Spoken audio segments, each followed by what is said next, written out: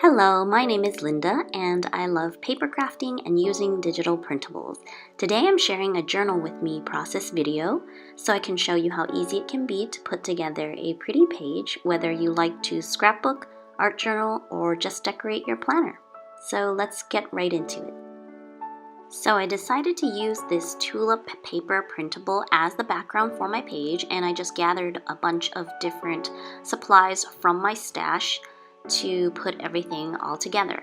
And this Tulip paper printable is actually a digital printable that I printed at home with my inkjet printer. You can actually download the full 12 by 12 pattern paper sheet on my Patreon feed, but if you would like a totally free version, I've actually posted it as a March printable calendar. There's a variation of this, so I'll include the link below. It's a freebie on my blog.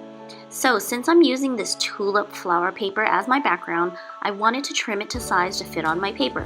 And I started using scissors, but then sometimes I want a ragged edge, so I decided to rip it along the side of this circle ruler plastic piece. Ripping it along the side will give it sort of that imperfect fuzzy edge, and I think that looks really nice.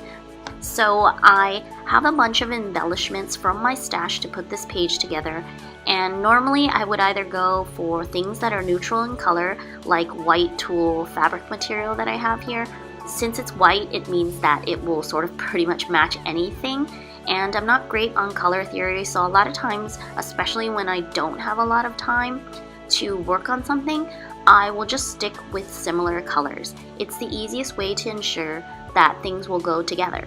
So the tulip paper and the picture that I have, I'm wearing a green shirt as well, so I decided to choose other items with that same green color. So the embroidery floss is green, and the embellishment cluster that I chose also has hints of green in it. And again, that's just the easiest way to put a bunch of different things together and make them look like they belong.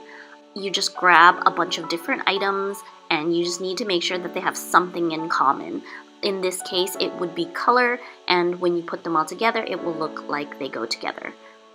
I also think that a page looks more interesting when there are more layers and different types of textures, and that's why I chose lots of different types of materials to put on my page. So instead of putting maybe like paper on top of paper on top of paper, even though that would be layers, I chose to have paper, then like that little piece of fabric, then some embroidery string, then like a paper embellishment cluster with my photo. So the layers are there, and there's also a lot of texture and different types of materials, and it makes it so that there's full of details to look at.